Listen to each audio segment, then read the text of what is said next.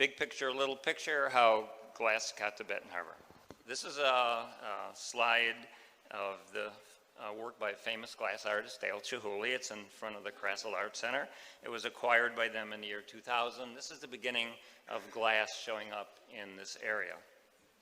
Chihuly's work is an example of historic change in the way the medium of glass entered the world of art and craft. This is a second example of the of glass entering our community, and done by a not so famous artist, Jerry Catania. This is hanging in the lobby of the Edgewater Bank. If you ever bank there, it's a good place to bank. You can see this example if you do. In 1972, I was a student of Dale Chihuly's in an experimental glass workshop with 29 other students. This is my class. Myself and 29 other students represented here built this makeshift glass studio and learned how to blow glass. It was no doubt an expression of the spirit of the times, and glass as a medium would find a new audience for expression. For the first time in history, creating, designing, and making glass was solely in the hands of an artist and the individual mind of an artist. Prior to this, glass was always part of an industry. When I came home from the Chihuly workshop, I set up my own studio and developed two patrons.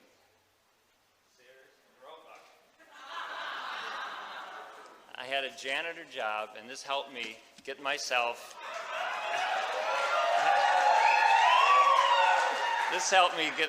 a studio and began to start working in glass. I often took the show, my glass studio, on the road.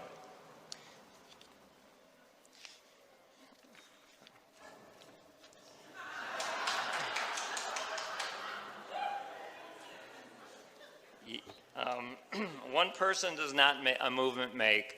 I had lots of help in this movement, and one was Dale Chihuly, who, and if it wasn't for his workshop, I would have never even been here or done glass. The other were my wife, Kathy, and a patron for the Oxbow, Saugatuck Oxbow studio, Dilly Burke. Kathy, if it wasn't for Kathy and Dilly, my career probably would have just ended right there. But what happened was Dilly Burke decided to donate a studio to Oxbow, and my brother and I built this studio, and my wife Kathy and I designed the programs for the Oxbow studio, which is the summer school of the Art Institute of Chicago. Because of a growing interest in glass, in 1991, Kathy and I bought an old farm and created a glass studio and a gallery. Our summers were spent in the gallery and in the studio, and our fall and winter and spring mostly in the barn studio. Because of the growing interest in glass blowing, we started holding classes. This became the impetus and a model for our eventual move to Benton Harbor to form Water Street Glass Works. Tori is now the the studio manager of West Michigan Glass in Kalamazoo. In 1997, we moved the studio, we bought a building in Benton Harbor and renovated the old Hinckley building. This is a before, obviously. Okay. Our vision was to have a studio and a school and a gallery under one roof. However, the roof was not all there, okay? It took 8 years before we could open in 2004. Friends enthusiastically volunteered to help us make the equipment, and the state, we garnered some state grants, and with the support of the Cornerstone Alliance and the Crassell Art Center, and it helped us build a school and build the programs. We decided to be a nonprofit with the help of the board of directors and with a staff of only 3 people, myself, Kathy Catania, and Becky Weimer. We developed programs, taught the classes, and maintained the building. And there's Becky.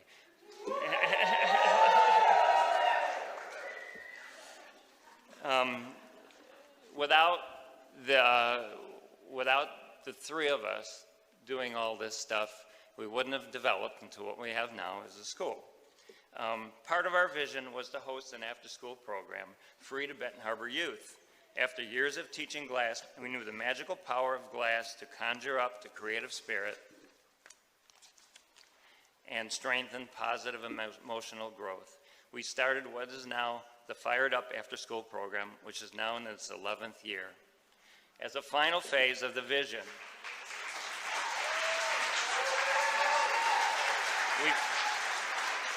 we formed Gelato Works, an arm of the school designed to bolster revenue for the school and serve as job skills training for the students and our after-school program. Little picture, big picture. This sculpture, oh, excuse me.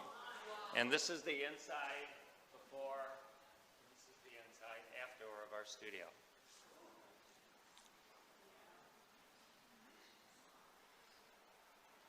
The next slide is going to be the sculpture in Arts Park, which is directly in front of our building in Benton Harbor. And it was created several years ago by one of my students who was a high school student. He is now the head of Silver Dollar City Glass Pavilion. What began for me and others who participated in the 1972 Chihuly workshop 40 years later is an amazing expression of the creative spirit captured in glass. The studio glass movement has landed in Benton Harbor, Michigan as part of a national and international phenomena, reaffirming that glass is indeed hot.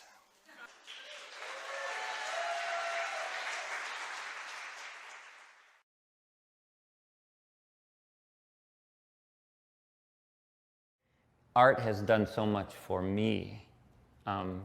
My spirit, my innate, I guess, temperament.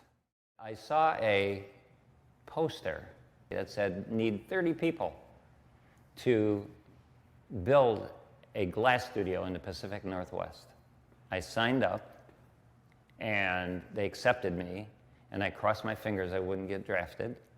And I hitchhiked out there, and lo and behold, it was a school that the now famous Dale Chihuly was starting from nothing. 1985 was the first summer that I drove out to Oxbow. I drive my truck with all my equipment. I look like a junk man with this old Jeep and junk on the back, which is a glass studio, and drive up the winding road to Oxbow and down into Oxbow, go into the office and say, okay, I'm here. And they say, who are you? What are you doing? And that was the beginning. And I sat down with the director and the director at the desk, which is still there. I sat across from him. I says, okay, now what? And he notices I'm getting a little anxious, and he said, pulls open the drawer, pulls out a beer, hands me one. He says, we'll figure it out. I says, I like this place. Dilly Burke, interesting enough, there are streets and buildings named after her.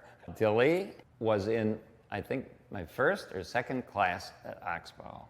And so Dilly said, what would it take to bring you back?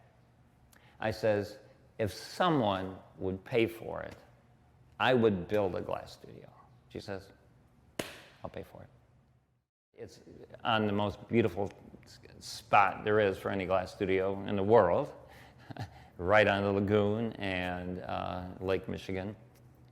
So in my mind, what we're doing here is we're creating community. All these people come together and make something, and the making thing is such a positive, cohesive element socially. And there's something to talk about, something exciting to watch, to do, to be part of. It's a dance with this material that's glowing and moving and alive. And it's so spectacular and interesting to do and interesting to watch, that it really is that hearth, that soul of a community. When you have people living on site there all day, eating together, students, faculty, this is part of the uniqueness of Oxbow. To have that kind of unique setting is makes Oxbow, I think, really special. What's really nice is about Oxbow is I'm retiring, but the studio's there. And the younger generations are carrying on and doing interesting things. And it's not exactly what I did, but it shouldn't be. It should be what they're doing. And it's, as long as it's still an exciting place to look at and to be part of for generations, that's kind of a legacy. Just knowing that when I look and it's going on and in my lifetime, and you know, everybody kind of disappears in history, and that's okay. But the time spent here and at Oxbow is so interesting for me. That was enough for me. The Marines say, be more than you can be in the Army, okay? I feel like I could be more than I could be because of Oxbow.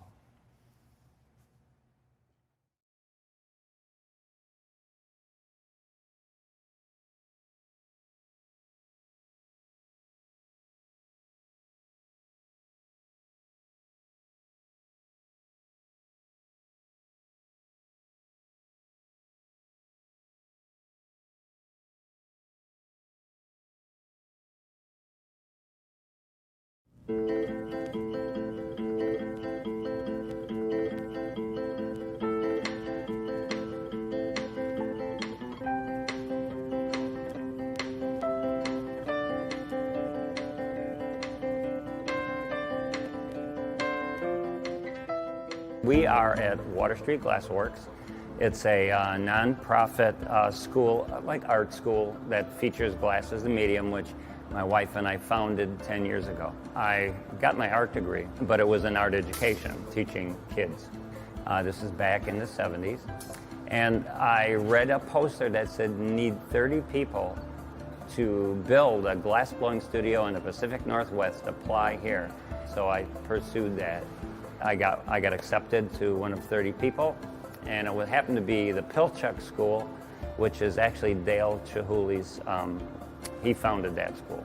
The center of the universe here is our furnace, which holds the molten glass. We call it gathering. Gathering glass out of the furnace, and it's molten, it wants a drip. You have to manage that molten mass. And it's about the consistency of honey. So we take that glass and roll it up on the end of a stainless steel blowpipe, and then we're able to inflate it from there. And now I'm using a wood block, a cherry block, to kind of shape the glass. We're seeing something taken from a liquid state and bringing it to a solid sculpture in a matter of minutes, and that's pretty cool.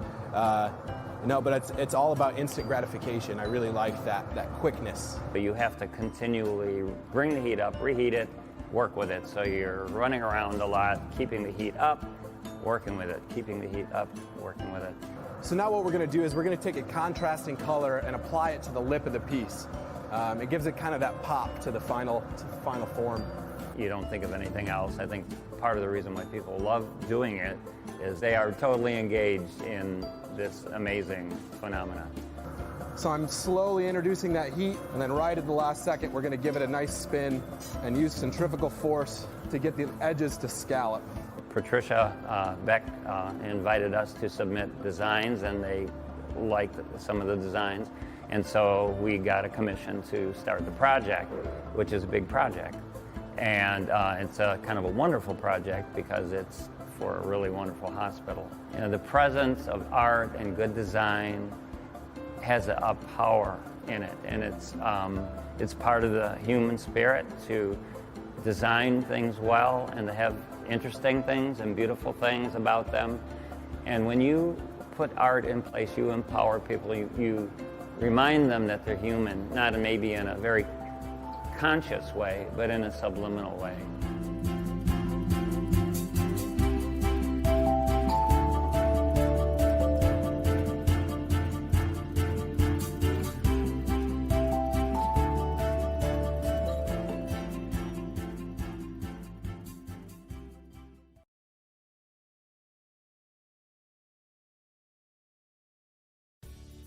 And we started with 12 smaller sculptures in the new building. So we came up with a three-dimensional version of the two-dimensional ones that are in the hallways of the new addition. I hired actually one of my former students, Eli Zilke, to do most of the glass, and my collaborator, Josh Andrews, to do the armatures, and Kathy to do the colors. But about a year in the making of this. We brought in all the materials, hooked up the rigging for them to go up, and now, just now, in fact, as you see behind me, we've pretty much installed the first one. We've got a little bit of tweaking to do, and then we have to elevate them, and then that'll be one of the 4. There's 2 larger ones and 1 smaller one to go. The oranges and the hot colors and the vibrant colors and the energy within the framework is all about action, all about getting to it, getting the hard work done in your therapy, and to get fired up. The title is Bloom, and bloom means to blossom, to have life, to become better, to express health. I think it's going to do its job. As far as the placement of this sculpture, probably has the most meaning, I think, for us, me and our team, in that where it is and what it's doing, and I think what it will do will go on and on and on for many people. And the people that come back, they'll come and experience it again. Already we have had patients and visitors come in, and they just stop and look and comment and say, this is really something. And so that's nice to hear, because that's what we want to happen.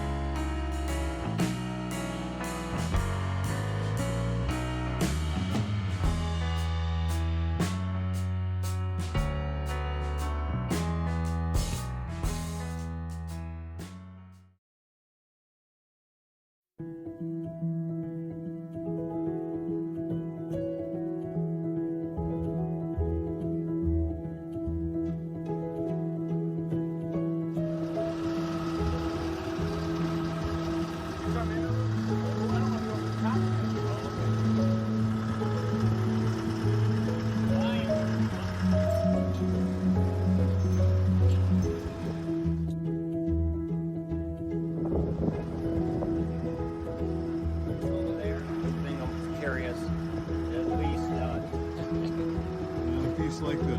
Yeah, not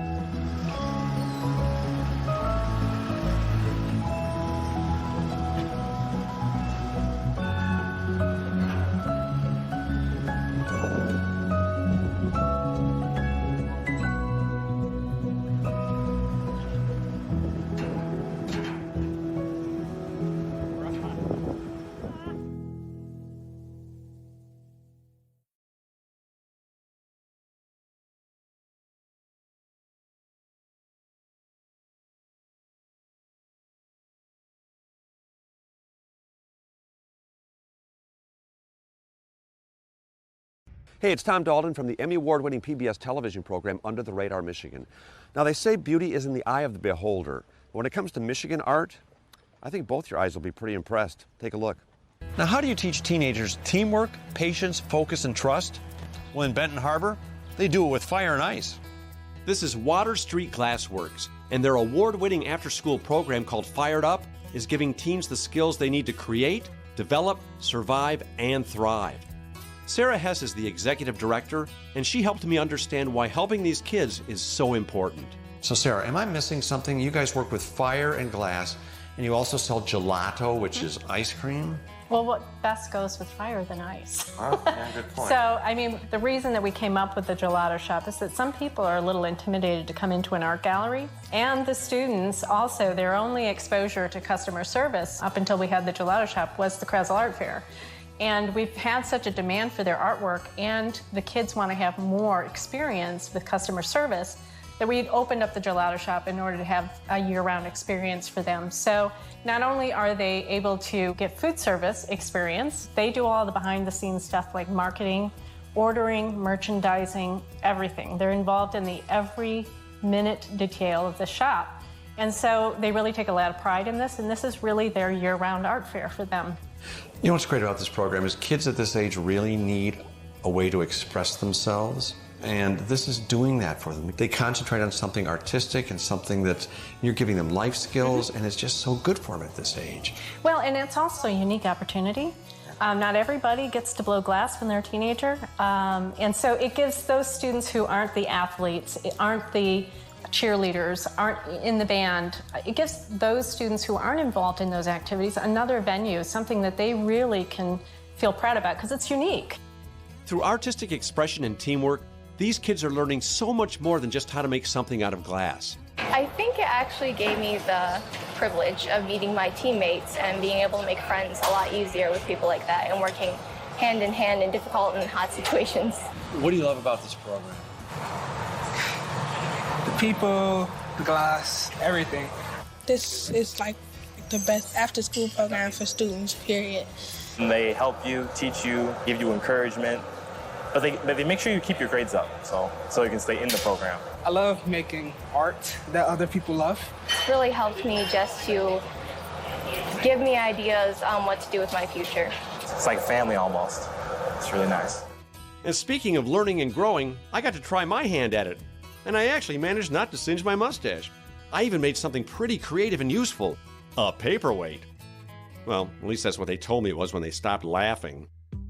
Now, I couldn't leave Water Street without tipping my hat to the man that made it all happen, Jerry Catania. Kids at this age really need good role models, and you're totally that person because you're in there with them, you're working with them, you're teaching them life skills. I can tell you really care. I mean, why do you do this? Why do you keep doing it? Well, I'm a teacher. I went to university to be a teacher. So, you're a teacher. That's what I do best.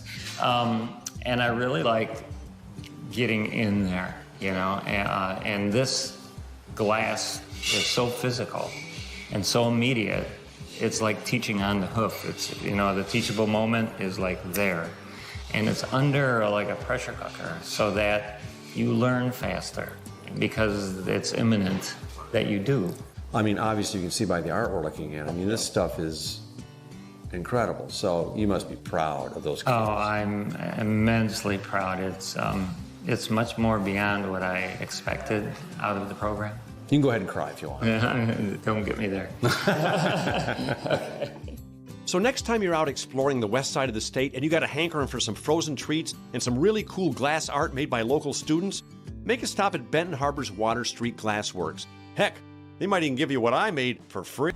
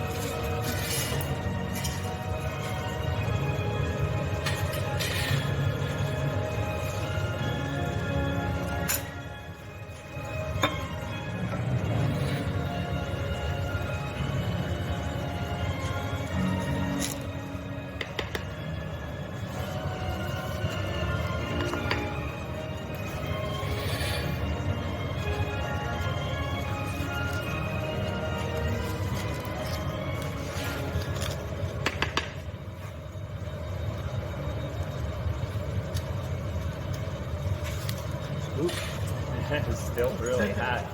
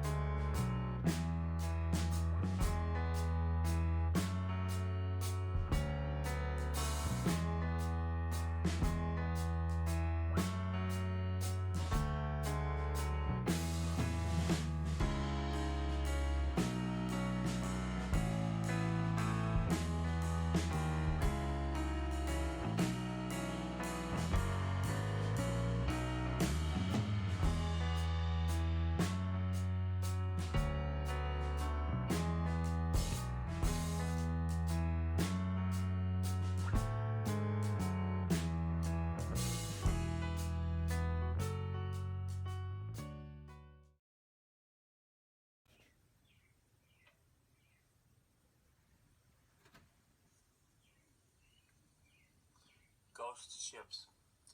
While sheltering at home, I put together a narrative describing my recent glass and found object sculptures.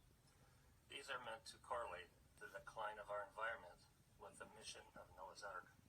Ghost Ship 1, Punch. Punch compares the holes that were punched out of a shell to make buttons to brass knuckles, an unfair boxing weapon. Ghost Ship 2, Shelter from the Storm, shows a shellfish sheltering in its home, only to find its voyage in danger. Ghost Ship 3, Tree of Life. In Tree of Life, the scarred and withered tree marches through a waterless desert in search of a good nature. Ghost Ship 4, Irons, describes tools that divide and conquer and then become useless. Ghost Ship 5, Life's Boat. Like Noah's Ark that carried life's precious DNA, Life's Boat is looking for a place to survive. Jerry Catania, 2000.